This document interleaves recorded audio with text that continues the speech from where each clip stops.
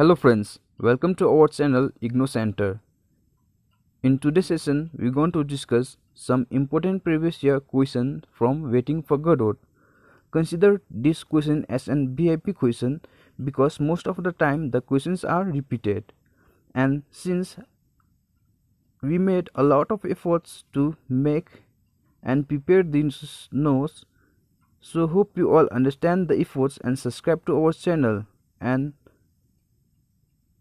now, without wasting our time, let's begin with our first question. At first, we're going to discuss Waiting for Godot as an externalist play. At second, we're going to discuss Lucky in Waiting for Godot. At third, we're going to critically examine the structure of Waiting for Godot. And last, at four, we're going to write short note on Pozzo. So let's begin with our first question. Discuss Waiting for Godot as an externalist play. The Waiting for Godot is centered around two men, Istagon and Valdemir, who are waiting for a Mr. Godot, of whom they know little. Istagon admits herself that he may never recognize Mr. Godot. Personally, I would know him if I ever saw him.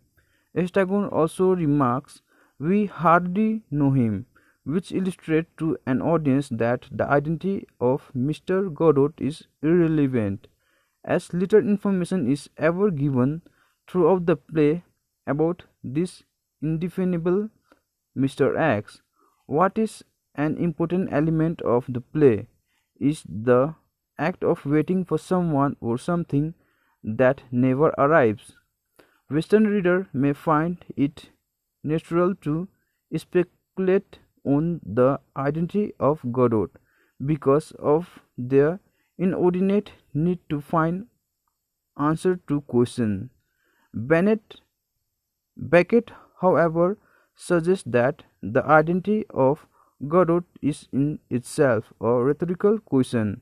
It is possible to stretch the foe in Waiting for Godot to see the purpose of action in two men with a mission, not to be deflected from their compulsive task.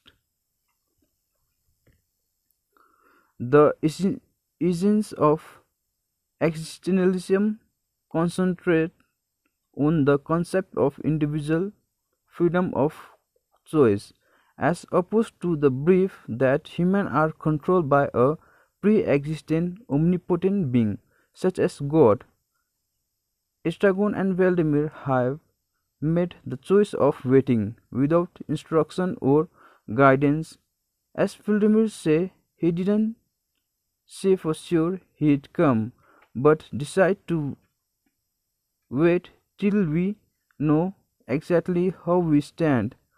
Albert Camus was an externalist writer believed that boredom or waiting is which isn't the breakdown of routine or habit, cause people to think seriously about their identity, and Stagon and Valdemir do.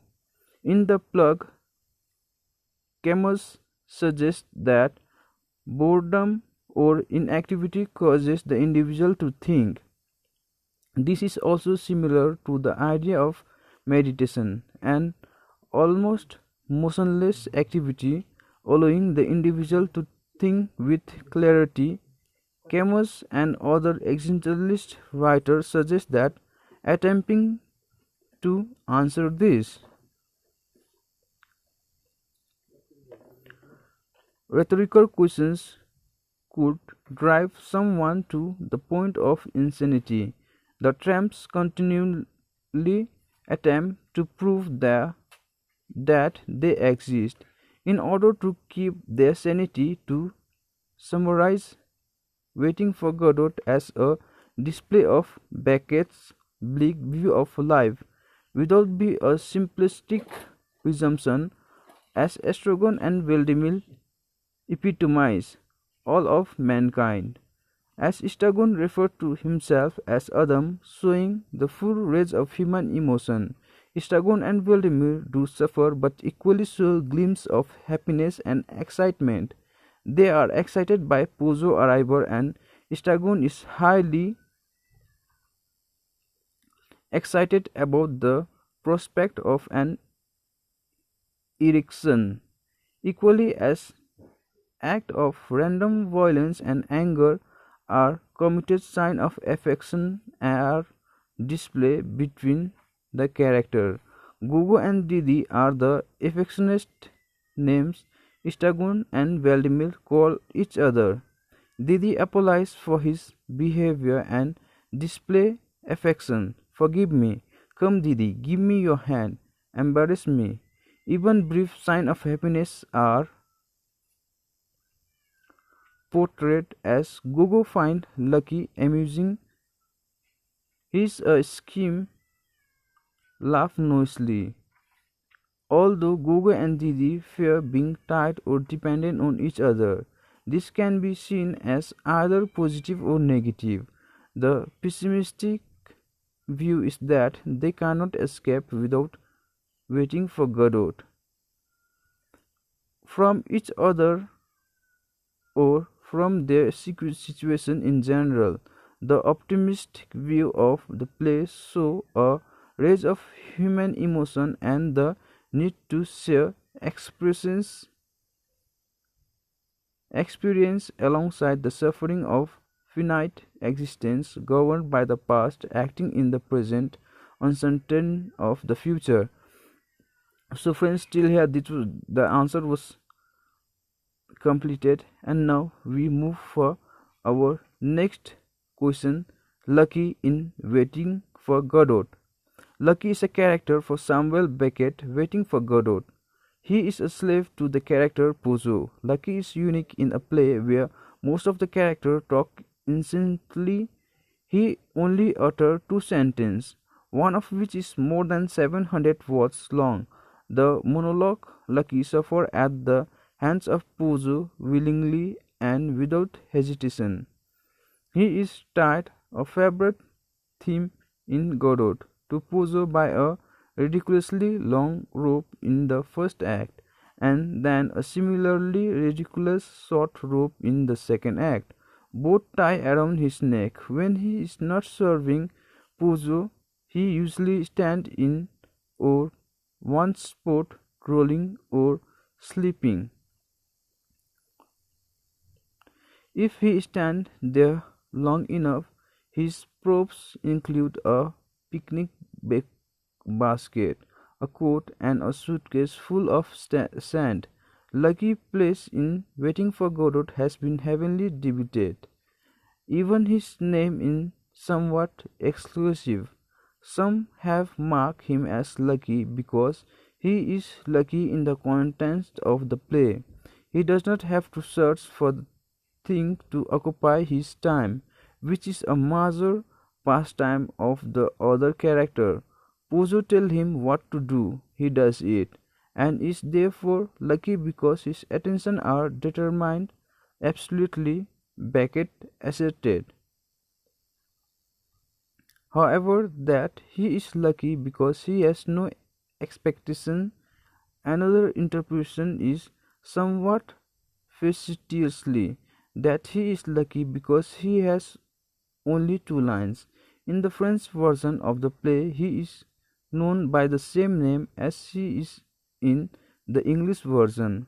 Rather than the French words for lucky, chanceux, lucky is often compared to Vladimir, just as Pozzo is compared to Stragon, as being the intellectual left brain part of his character Joe, that is, he represents one of a larger whole character whose other half is represented by Pozzo. Read this way, Pozzo and Lucky are simply an extreme form of the relationship between Estragon and Vladimir that happens impulsively and the intellect who promote him.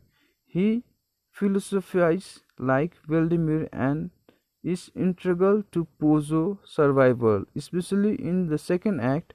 In the second act, Lucky becomes mute. Pozzo mourns his, despite the fact that it was he who silenced Lucky in the first act. So, friends, now we begin with our thought questions. Critically examine the structure of Waiting for Godot. This was the questions which repeatedly more than 3 to 4 times repeated in the MEG 02 examination. So let's begin with our question. Critically examine the structure of Waiting for Godot. Waiting for Godot is not a play to which traditional idea of plot, action, structure, etc. do apply.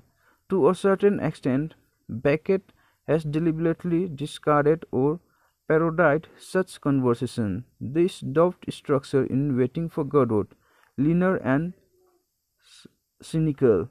The structure device can be seen in dialogues, characterization, and bring out of the theme.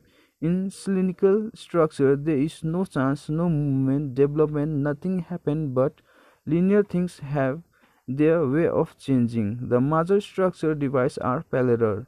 The two acts are bold experiment in use of parallelism, which is safe from the monotony by an admixture of contrasts in it. Repetition or paradigms is primarily dominant in the play. In each act, Vladimir asks Stragon how he spent the night. In each act, Vladimir offers to embarrass Stragon and later does not. At first, kindly take this great sir every now and then. Stragon says, let's go. Vladimir recently says, we can't. Stragon wants to know why not, and Vladimir replies that weary waiting for Godot. This is followed every time by a sight of Stragon. In each act, Stragon wants to be allowed to sleep. In each act, when they were at the end of their wit, they indulge in meaningless trivialities. By the arrival of Lucky and Pozzo in the both acts, the tramps are helped at a particularly tedious moment when they feel that their situation is absolutely unbearable. They toy with the idea of committing suicide, but in each case there is a major hurdle in their way. Each time they console themselves with a thought that they will bring a piece of rope next day with which they would commit suicide. Recognition and forgetfulness also act as structural principle in both the act. In both the act, the tramps take the arrival of somebody else to be that of Godot. The wait is terminated in both the act by the arrival of a messenger. Before going away, they together think of suicide. In each act, they say that they are leaving and do not leave the place. The conversation itself takes a rhythmic course. In Act 1, Vladimir asks Estragon about his food, and Estragon is return asks Vladimir about his kidney trouble. Vladimir wants to relate to Estragon an incident in the New Testament, and Estragon in return wants to relate an anecdote about an Englishman. But both are not ready to hear each other. Vladimir requests Stragon to take interest in his conversation. Similarly, Pozzo asks Vladimir and Stragon to give ear to his speech. In both acts, Vladimir asks Stragon whether he recognizes the place. Each time Stragon's memory fails. Similarly, in the case with Pozzo, in Act 2, Pozzo is unable to collect that he met Estragon and Vladimir on the previous day. Likewise, Estragon and Pozzo also This belief the common notion of time and place in both the act. Stagon sleeps soundly and meanwhile Vladimir feels boredom. Stagon is wake up by Vladimir. Stagon has nightmare every time to tell to Vladimir, but Vladimir is not interested to hear it. The play gains a structural cohesion because the rhythmic repetition of certain themes, incident, and situation. There is a parallelism and contrast even in character. Stagon and Vladimir are both Thames who are facing a common situation of bore waiting. But Stagon is weaker and more temperamental, whereas Vladimir is strong, protective, and clear headed. At crucial time, Stagon goes to sleep. Stagon always blames Vladimir for trouble, but Vladimir is much tolerant. Vladimir has great control on himself than Stagon. There are parallels and contrast in Lucky and Pozzo also. The structure of Waiting for Godot is unique. Nevertheless, there are important modifications in Act 2 which make us pronounce that the pattern outside Stagon and Vladimir world is linear. The three in Act 2 show sign of growth as 4 or 5 leaves have sprout on the dead branches of it. Lucky and Pozzo do arrive as in Act 1, but now in Act 2 Pozzo has become blind and Lucky dumb. The messenger boy of Act 1 look after Godot goats, whereas the messenger boy of Act 2 look after his sheep. In Act 2, Lucky does not deliver a tirade. Waiting for Godot on philosophical level maintain a close relationship with the philosophy of Heraclitus, who is of view that change is the cause of life. But Samuel Beckett presents an opposite situation where he depicts nothing happened twice. There are anecdotes, incidents, agreement, conversation, contradiction, questions, and meaningless answer. The play seems like sympathy of Mozart. So friends, here our third questions ended with answer. And now we begin with the fourth one, and it was the last questions which I have. So here we deal with the question, write short note on Pozzo, and the answer is Pozzo is a character from Samuel Beckett play Waiting for Godot. His name is Italian for whale, as in oil well. On the surface he is a pompous, sometimes foppish aristocrat. He claimed to live in a manor, own many slaves, and a Synthwave piano, cleverly using and exploiting those around him, especially his slave Lucky, and to a lesser extent Stagon. He wears similar clothes to Vladimir and Stagon, that is a bowler and suit, but they are not in the dire condition. He sometimes wears a heavy greatcoat that is usually carried by Lucky. His props include a whip, a pipe, a monocle, a breath freshener, and a pocket watch. Beckett indicate in the stage direction that he is completely blade, although this direction is rarely taken in most production of the play.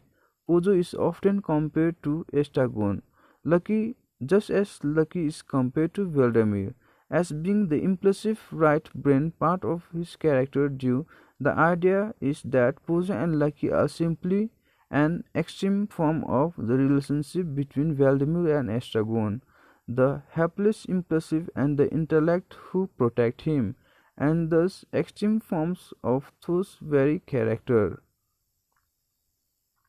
He, like Estragon, has an awful memory, and since he cannot rely on Lucky for memory, as Estragon can on Vladimir, he is even more in the dark. Example, he cannot even remember one day before.